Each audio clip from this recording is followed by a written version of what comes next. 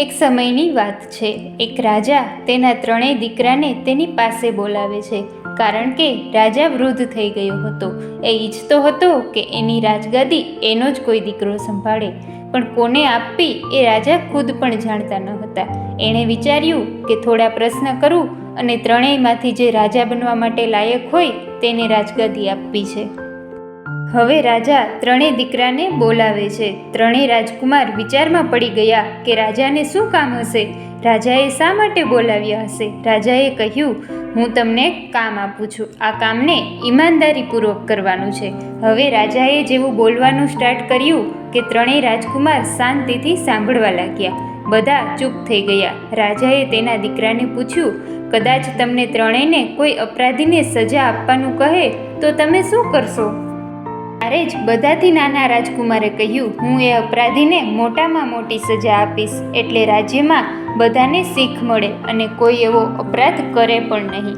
ત્યારે જ મોટો રાજકુમાર બોલ્યો, હું એ અપરાધીને મૃત્યુદંડ આપીશ, એટલે રાજ્યના લોકોને આ સજા જોઈને અપરાધ કરવાનું વિચારે પણ નહીં. વચ્ચેનો રાજકુમાર થોડો વધારે સમજદાર હતો. એણે કહ્યું, જો રાજાની અનુમતિ હોય તો હું આનો આન્સર આપતા પહેલાં એક કહાની સંભળાવવા માંગુ છું. રાજાએ કહ્યું, સંભળાવો. રાજકુમારે કહાનીની શરૂઆત કરી. એક ખૂબ જ અમીર રાજા હતો. એની પાસે એક પોપટ હતો. રાજા તેને ખૂબ જ પ્યારથી રાખતા અને બહુ જ ધ્યાન રાખતા હતા.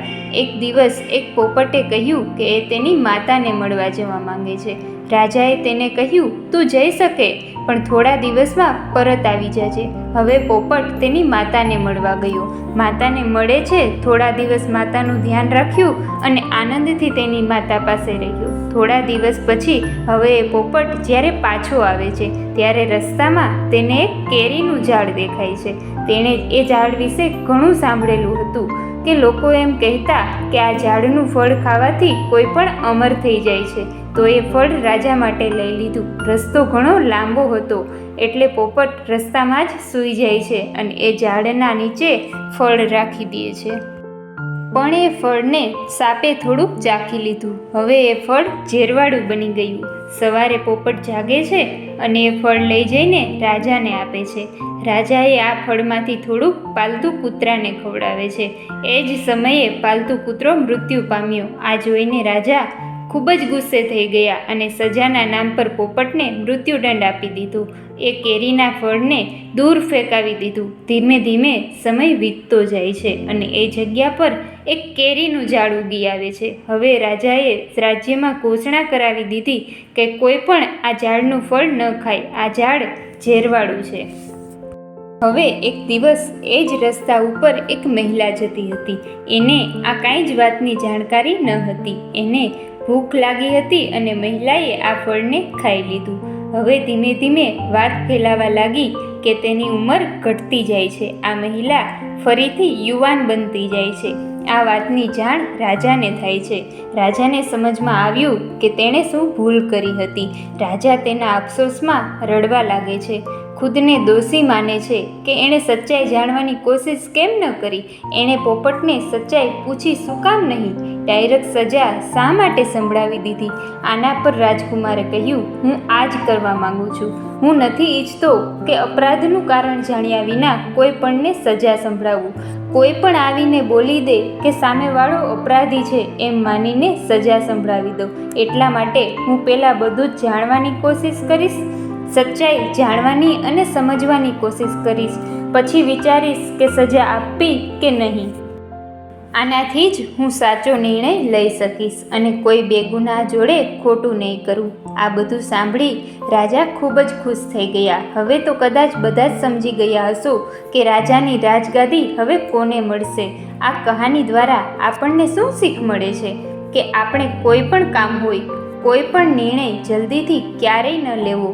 કોઈ પણ વાત બોલતા પહેલાં, કોઈ પણ ડિસિઝન લેતા પહેલાં આપણે આખી સિચ્યુએશન શાંતિપૂર્વક સાંભળવી અને સમજવી, પછી જ કંઈક ડિસિઝન લેવાનું.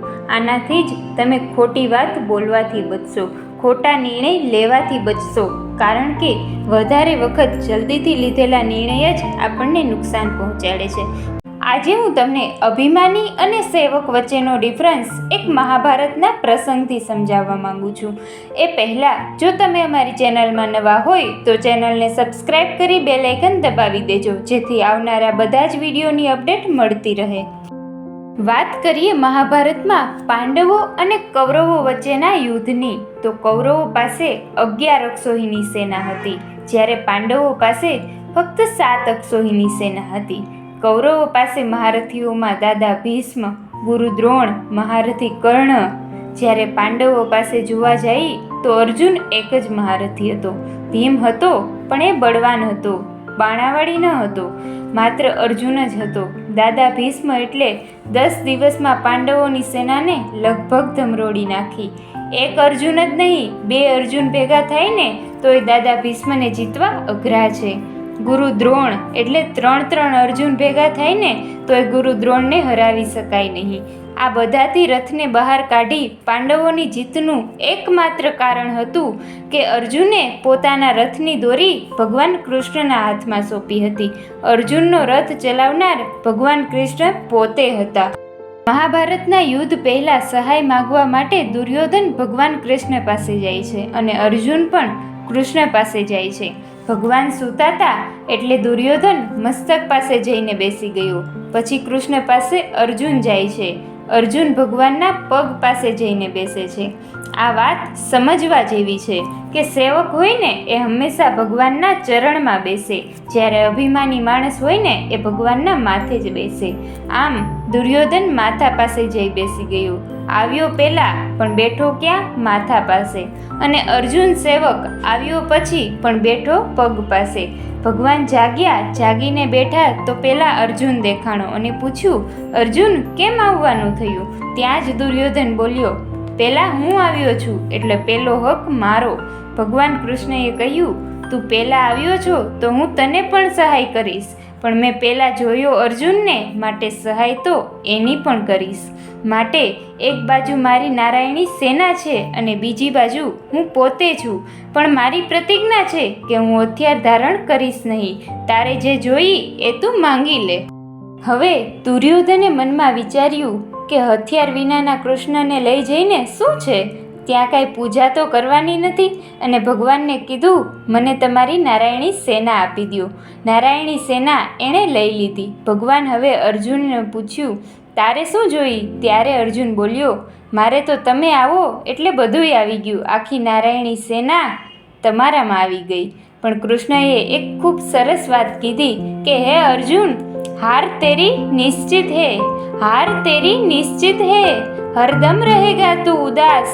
माखन दुर्योधन ले गया, छाछ बची तेरे पास. કે માખણ તો દુર્યોધન લઈ ગયો, નારાયણી સેના તો ઈ લઈ ગયો, હથિયાર વિનાનો હું રહ્યો તારી પાસે. અને ત્યારે જ શરણાગત ભક્ત અર્જુન ભગવાનને કહે છે, જીત મેરી નિશ્ચિત હે. શું કહે છે? જીત મેરી નિશ્ચિત હે, दास नहीं होता उदास. माखन लेके क्या करूं, माखन ચોર હે મેરે પાસ. એટલે કે શરણાગત છે એના જીવનમાં ક્યારેય ભગવાન દુઃખ આવવા દેતા જ નથી.